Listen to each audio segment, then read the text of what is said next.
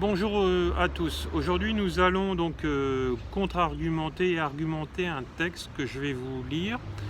Euh, voilà, donc c'est très important justement pour l'éveil spirituel, dialoguer, etc. Et comment atteindre l'éveil spirituel dans la globalité de la santé, puisqu'il n'y a qu'à verbaliser ses émotions positivement, je dis bien positivement et uniquement positivement, pour guérir les blessures de l'âme.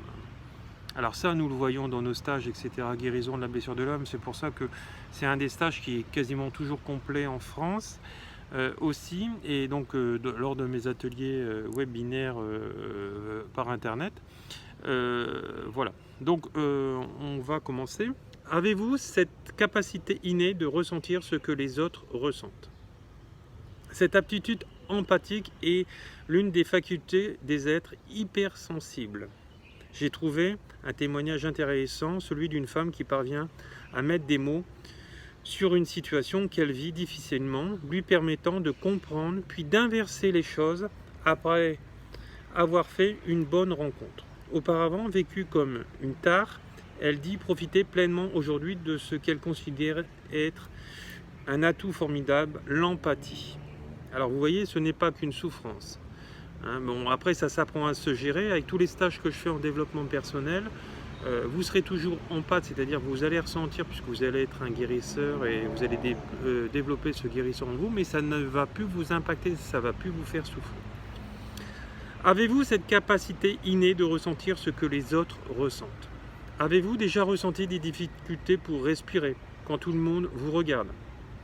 Ça, c'est des montées d'angoisse, de stress.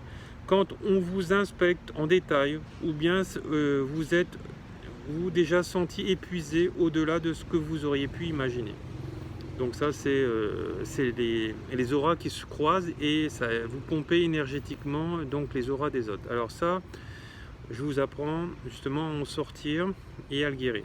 Après une journée de travail avec plein de monde ou un événement particulier, animé, peut-être y a-t-il une personne en particulier dans votre entourage qui vous épuise tellement quand vous le rencontrez que vous avez l'impression qu'il aspire toute l'énergie, vous laissant totalement amorphe après le coup. Comment vous expliquez-vous tout cela? Alors, ces expériences, je les ai vécues au quotidien durant toute ma vie. Dès mon enfance, je me souviens que j'avais du mal à marcher à l'école, si préoccupé par le regard des autres, leur jugement, leur impression et leurs critiques. Alors c'est un texte, hein, c'est pas ma vie bien sûr. C'est comme si je pouvais ressentir toutes les choses sans que personne ne dise rien. Alors moi, j'étais exactement comme cette femme, sauf que ça ne m'a jamais affecté. Pourquoi? Parce que je pense que c'est lié à mes incarnations et au travail que j'ai fait en amont. Alors bien sûr, il y a des empathes qui vont jamais arriver à le contrôler. Et c'est là où on voit la différence entre des très forts guérisseurs qui savent déjà le contrôler au niveau de leur vie, au niveau de leur enfance, etc. et des gens qui sont à terre à cause de tout ça. Donc, j'ai la capacité de ressentir ce que les autres ressentent. Des années plus tard, les choses ont continué dans la lourdeur, la tristesse, le stress et l'anxiété, avec toujours en arrière-plan un sentiment général d'inconfort. C'est comme si je portais littéralement un poids sur mes épaules. Alors c'est des gens qui portent la douleur du monde, puisqu'ils vont sentir tout l'environnement. Voilà, après on va voir d'autres choses. C'est comme si je portais littéralement un poids sur mes épaules, la lourdeur physique difficile à définir, qui m'accablait tout le temps.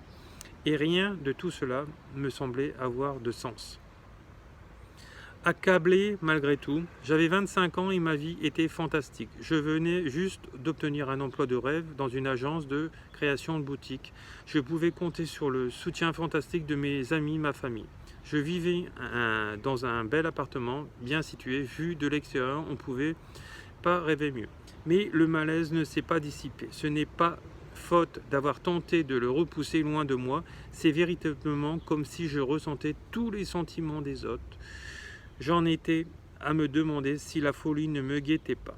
Je ne me sentais constamment accablé, que je sois à la maison ou au bureau, dans le train, même à la plage, par une belle journée ensoleillée. Qu'est-ce qui clochait? J'ai appris un terme dont je n'avais jamais entendu parler auparavant, l'empathie. À ce moment-là, j'ai compris que ma vie allait changer pour toujours. J'avais besoin d'aide, mais je ne savais pas où je commençais, donc j'ai fait ce que je savais faire, partager mes ressentis avec autant d'amis que possible. J'attendais de voir si quelqu'un pouvait me diriger dans la bonne direction. Finalement, 2 amis m'ont suggéré d'essayer le chamanisme ou le reiki, des soins énergétiques pour eux. Je semblais être en prise à une ou plusieurs blocages énergétiques. Alors c'est vrai aussi puisque c'est lié à l'évolution spirituelle, et l'évolution spirituelle doit passer par la guérison de votre guérisseur intérieur pour retrouver la santé globale, ce qu'on appelle l'holistisme. D'accord? Attention, il y a beaucoup de gens qui s'appellent holistiques, mais ils sont holistiques en rien du tout. Hein? Alors on va me dire encore c'est du jugement, mais non, là c'est du discernement, parce que quand je leur demande ce que c'est l'holistique, la plupart du temps ils ne savent même pas me répondre.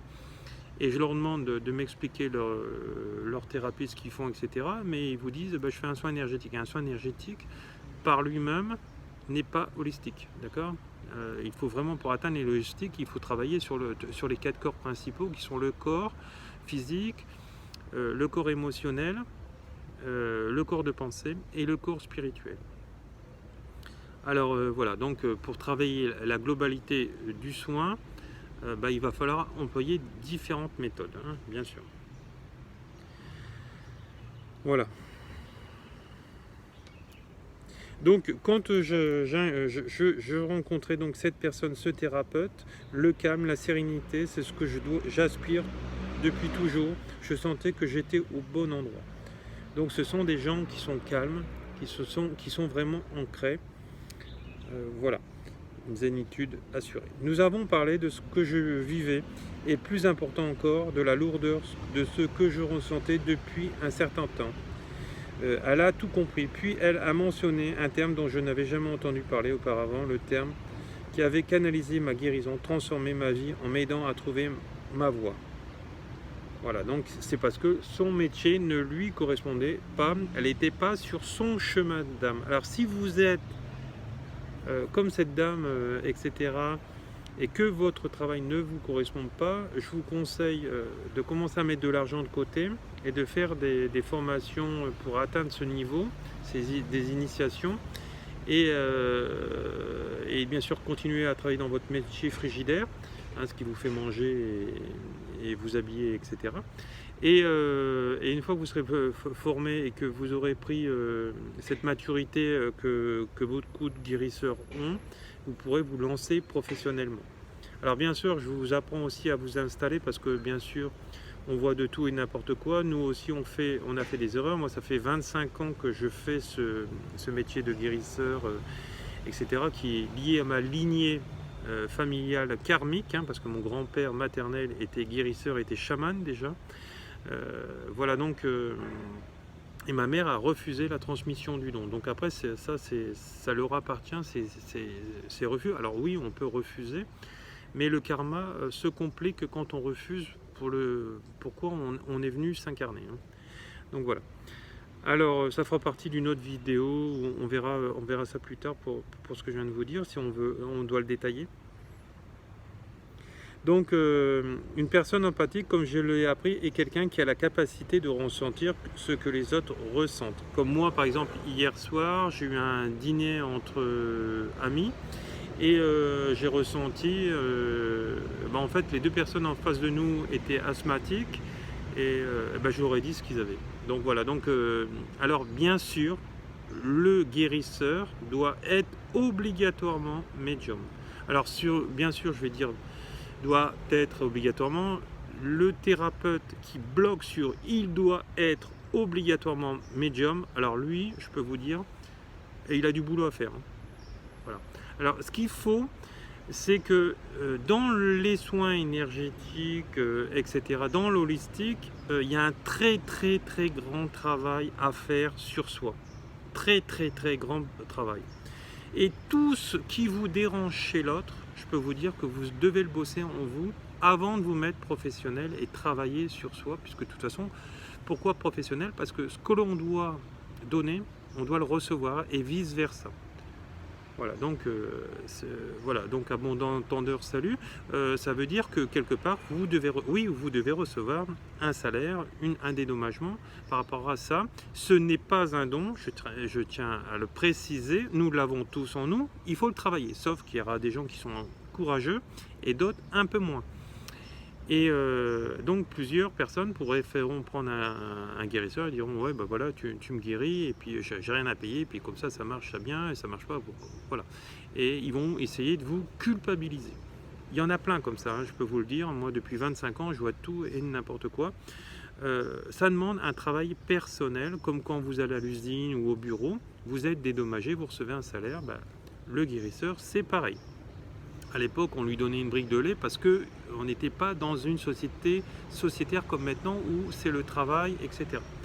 Donc ça n'a plus rien à voir. Donc les gens qui confondent encore ces choses-là, bah, c'est parce que c'est des gens qui ne sont pas réveillés, ne sont pas du tout éveillés, hein, bien sûr. Hein, ils sont encore dans la matière, donc dans le côté cartésien, uniquement. Alors sachez que des guérisseurs, vous en avez des très faibles et des très très forts. D'accord? Donc, et bien sûr, forcément, il y a les intermédiaires dedans. Alors sans notion de comparaison, etc., c'est lié bien sûr au travail sur soi, mais lié aussi aux vies antérieures et aussi aux lignées karmiques transgénérationnelles de guérisseurs. Donc si vous êtes issu d'une famille de guérisseurs, forcément vous allez être beaucoup plus fort puisque c'est forcément lié à vos vies d'avant. Hein, voilà, donc après ça demande un travail personnel et on ne peut pas travailler que tout seul. Hein, retrouver ses dons que soi-même, on peut pas. Voilà, donc c'est pour ça qu'il faut savoir aussi faire preuve d'humilité et savoir ce que peuvent vous dire les gens qui ont beaucoup plus de maturité dans le travail que vous, prendre des leçons et apprendre. Quelqu'un qui va bloquer sur des apprentissages ou sur ce que quelqu'un va lui dire, c'est que c'est quelqu'un qui n'est pas prêt à se remettre en question, et parfois ces femmes ou ces hommes ont des problèmes relationnels avec les femmes ou les hommes. Donc ça bloque. Qu'est-ce que c'est? C'est l'ego. Donc qu'est-ce que ça fait? Un mauvais guérisseur ou un pas très bon. Voilà. Donc là, non plus, ce n'est pas du jugement, mais c'est du discernement. Depuis 25 ans, je vois ça. Depuis 25 ans, lors de mes stages, etc., mes enseignements, je vois ça aussi. Donc voilà, donc on peut en guérir de tout. Je dis bien de tout, mais il faut se mettre au boulot et se donner un coup de pied aux fesses. Voilà. Donc les empathies peuvent également absorber les émotions de l'énergie des autres, quoique inconsciemment, ils peuvent ainsi avoir l'impression d'avoir un cœur constamment ouvert, comme une éponge absorbant toutes les émotions des énergies présentes et ainsi absorber le bien-être autre sans même avoir l'intention de le faire. J'ai ressenti que toute ma vie, j'étais une éponge. Voilà. J'étais régulièrement épuisé par des situations sociales dans lesquelles je sentais que les gens prenaient tout sur mon énergie. Alors quand vous êtes formé aux énergies comme moi ou comme d'autres, il suffit que vous isolez, vous faites un soin, imposition et pouf, tout ça c'est parti. Directement et quasiment immédiatement. Plus tard, j'ai compris que ce n'était pas leur faute. Jusqu'à maintenant, inconsciemment, j'étais cette éponge, le cœur grand ouvert, désireux de me connecter avec tout le monde et absorbant les émotions de chacun, les bonnes comme les mauvaises, ainsi que les choses plus confuses. Enfin, je trouvais un certain soulagement. Après ma première séance de soins énergétiques, je me sentais si légère et sereine comme j'avais auparavant. Le poids qui pesait sur mes épaules avait disparu. Tous les blocages si nombreux étaient tellement ancrés en moi, se sont effacés, mes énergies ont été globalement bien plus équilibrées, je me sentais moi-même à nouveau, quel cadeau. À ce moment-là, je savais que ma vie allait changer toujours. J'avais également qu'il fallait que j'étudie sérieusement pour apprendre à me protéger, devenir autonome et ma faculté d'empathie, voilà, identifiée. C'est comme si une capacité super puissante cachée en moi m'avait finalement été révélée alors que j'avais toujours mal interprété. Je la considérais comme un fardeau parce que je ne savais pas comment m'y prendre. Voilà, donc c'est souvent quand on n'a pas de lignée, on n'a personne autour de soi, quand on fait des dépressions notamment, ben on est perdu comme ça, en confiance et intentionnellement. Avec cette petite graine de connaissance, tant de portes ont commencé à s'ouvrir. J'ai lu des livres, j'ai compris que je n'étais pas seul. En fait, j'ai appris qu'il y avait effectivement beaucoup de personnes dans le monde qui partagent cette expérience, cette idée charnière m'a apporté de l'espoir, laissé percevoir d'autres possibles. J'étais en bonne voie pour un nouveau départ, ouverte à de nouvelles expériences. Une fois que l'on apprend à prendre soin de soi-même, on a tant de merveilleux cadeaux à offrir au monde, surtout à ce qui concerne le soutien que l'on peut apporter aux autres. J'ai commencé à apprendre soin de moi, comment protéger mon énergie, comment discerner mes propres sentiments de ceux des autres. Mon monde s'est ouvert avec un soutien approprié. J'ai libéré l'espace de ma vie pour de nouvelles possibilités, de nouvelles relations, de nouvelles activités créatives, de bien plus encore. La plupart du temps, je suis en phase avec mon système de valeurs qui inspire maintenant tout ce que je fais et tout ce que je défends. Aujourd'hui, je suis heureux de parvenir à apporter de l'aide aux autres de façon significative. Tous me disent qu'ils me sont touchés par mon empathie. J'aide les gens à être en paix avec eux-mêmes. Je les guide pour qu'ils apprennent à s'aider, à prendre grand soin d'eux. Je les aide à exprimer le meilleur d'eux-mêmes. Comme moi hier soir qui a dit à une des deux personnes, me dit ça fait depuis l'âge de 8 ans je suis asthmatique. Alors je lui dis qu'est-ce qui s'est passé entre 6 ans et 8 ans. Boum. Et voilà, et donc on tombe pile poil donc à la gestion de l'émotion qui a été très mal gérée dans le corps, puisque forcément, malheureusement, vos parents ne vous apprennent pas à les gérer correctement, et encore moins la société. Ça devrait être le travail aussi de l'école. Voilà, mais malheureusement, ça ne se fait pas. Jour après jour, la vie nous révèle comment l'empathie est un véritable cadeau. Étant donné que nous ressentons ce que les autres ressentent, nous communiquons de manière qui les touche. Sincèrement, une connexion à ce niveau relationnel plus profond ouvre un espace puissant de guérison qui permet la transformation, souvent à un rythme accéléré. Une fois que nous apprenons à prendre soin de nous, même nous avons tant de merveilleux cadeaux.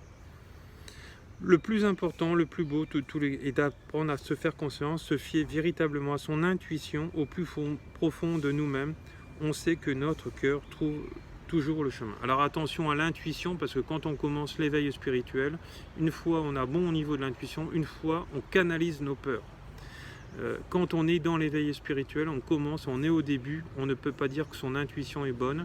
Il va falloir déjà dans un premier temps, c'est ce que j'explique et ce que je vous apprends dans mes stages, comment savoir si une intuition est vraie ou est fausse. Ça fait partie d'une autre vidéo qui est déjà sur mon compte YouTube que vous êtes certainement abonné. Je vous conseille de vous abonner, c'est gratuit. Et voilà. Alors la sensibilité ou l'empathie ne sont pas des tares. Bien au contraire, ces aptitudes deviennent des atouts pour peu que l'on parvienne à les comprendre et à les accepter. Dites-les autour de vous. Donc l'intuition, après l'intuition, il y a la médiumnité. Et je peux vous dire que ça secoue quand vous dites à votre chef ou votre ancien chef, moi c'était mon ancien chef, il y a ça, il y a ça, il y a ça, il y a ça, et puis ils me disent mais vous avez fouillé dans mon bureau, non, il est fermé à clé votre bureau. Donc voilà, et puis vous les mettez sur les fesses. Donc tout ça, ces capacités, vous apprenez à les développer. Et si votre maître Reiki, votre maître enseignant vous dit que dans les thérapies, on ne peut pas être médium et que tout le monde n'est pas médium, c'est faux. Et c'est quelqu'un qui parle de ce qu'il ne connaît pas. Voilà, parce que quand on a travaillé correctement, on ouvre tous ses corps et donc forcément toutes ses facultés. Donc voilà, alors je sais qu'il y a beaucoup de gens qui sont mal formés parce que des formations en Reiki, des initiations, j'en refais tous les mois, des remises à niveau, etc. Parce que quand vous voyez certaines personnes qui créent des événements sur Facebook, etc., et vous regardez leur sommaire de formation, il y a 4 lignes, je peux vous dire, vous pouvez fuir. Regardez les sommaires de toutes mes formations qui sont sur mon site internet et qui sont sur Facebook quand je crée des événements, etc. Vous allez voir, c'est conséquent. Donc voilà, donc il faut faire attention. Il va falloir aussi, quand il y a une fédération qui manage tout ça, demander à la fédération les prérequis obligatoirement de ces formations. Et voilà, et puis bien sûr, aller voir des gens qui ont des notoriétés.